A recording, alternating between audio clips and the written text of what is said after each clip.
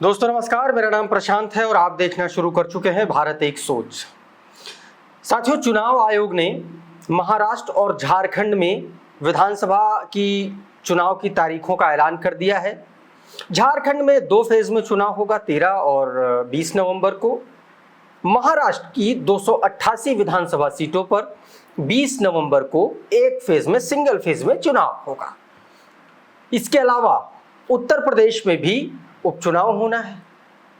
अब साथियों, महाराष्ट्र को लेकर के सियासी संग्राम छिड़ गया है।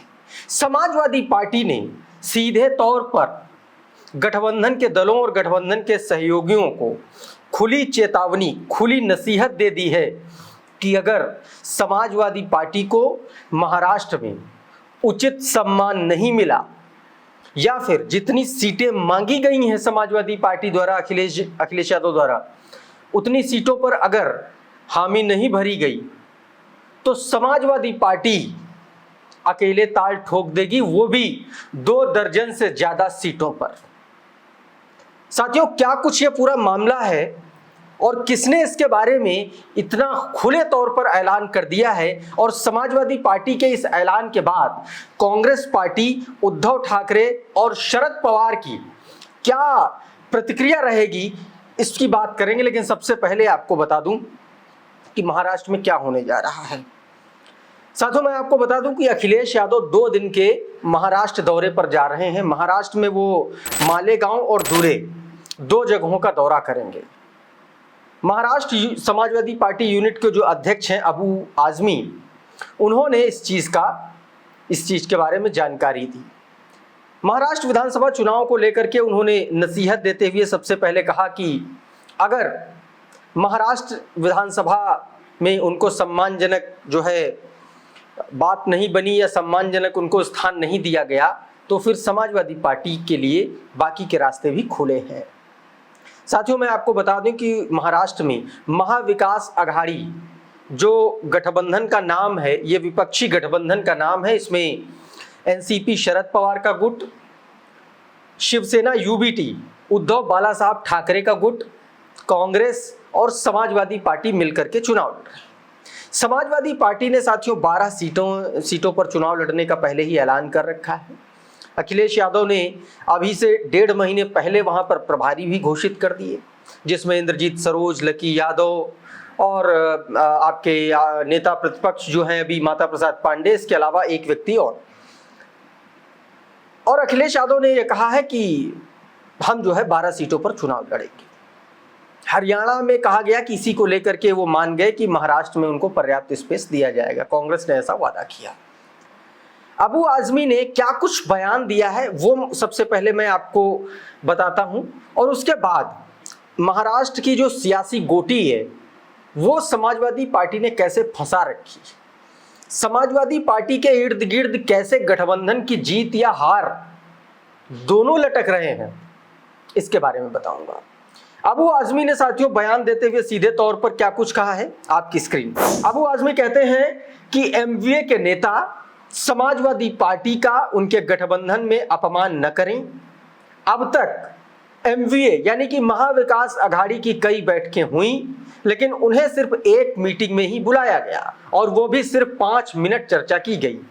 समाजवादी पार्टी देश की तीसरी सबसे बड़ी पार्टी है, उसे हल्के में न लिया जाए।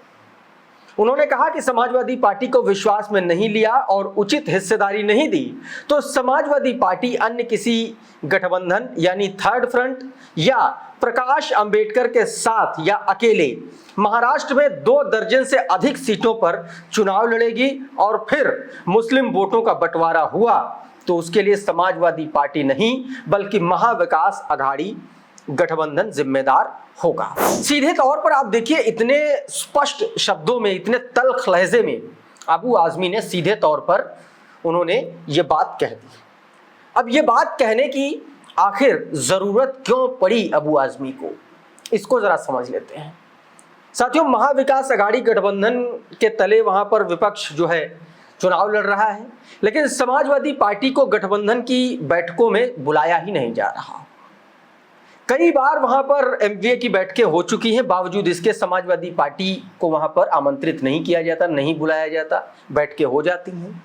सिर्फ एक बार अबू आजमी को बुलाया गया, वो भी 5 मिनट के लिए, बस उनसे चर्चा की गई।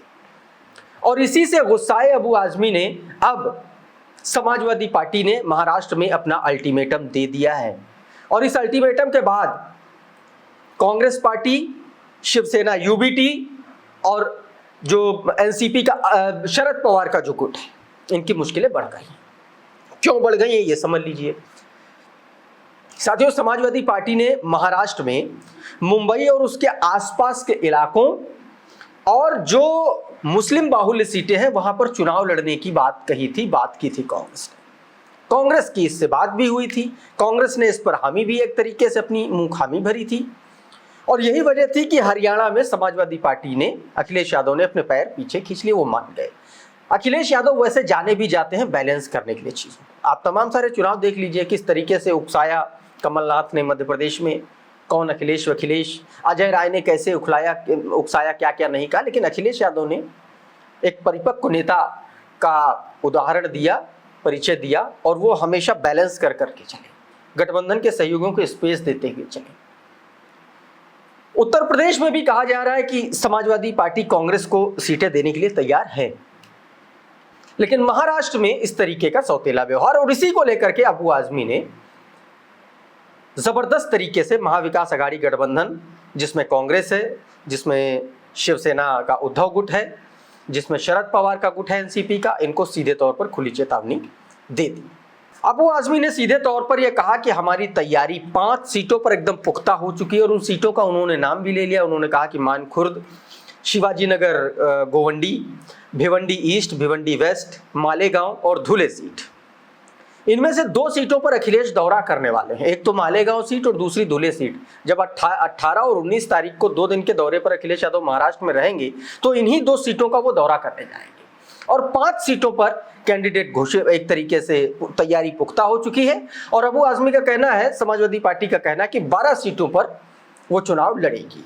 इन 5 सीटों के अलावा और भी बहुत सारी सीटें हैं, जैसे मुंबई की अणुशक्ति नगर सीट है, वर्सोवा है, औरंगाबाद ईस्ट है, बालापुर, भाईखला, इस तरीके की तमाम ऐसी सीटें हैं, लगभग 1 दर्जन सीटें हैं जहां पर समाजवादी पार्टी चुनाव लड़ने जा रही है। लेकिन एमवीए की बैठकों में समाजवादी पार्टी का रिप्रेजेंटेशन नहीं होना, सपा के प्रदेश अध्यक्ष को नहीं बुलाया जाना, यह शंका पैदा करता, और इसीलिए अल्टीमेटम दिया अबू आजमी ने अखिलेश यादव के दौरे से ठीक पहले। और उन्होंने कहा है कि अखिलेश यादव जी का ये जो दौरा है, इसी दौरे में सीटों की जो स्थिति परिस्थिति है गठबंधन की, कौन कितनी सीटों पर चुनाव लड़ेगा, वो एकदम क्लियर हो जाए। तो साथियों, खुला ऐलान हो चुका है। देखना होगा कि समाजवादी पार्टी को किस तरीके से वहां पर मैनेज किया जाएगा, क्योंकि अब इस ऐलान के बाद से अगर सपा की मांगी हुई सीटों पर उनको पर्याप्त स्पेस नहीं मिला, तो एमवीए के लिए दिक्कत हो सकती है। साथियों, अभी के इस वीडियो में इतना ही। बहुत बहुत शुक्रिया, बहुत बहुत धन्यवाद। आप जुड़े रहिए भारत एक सोच के साथ। नमस्कार।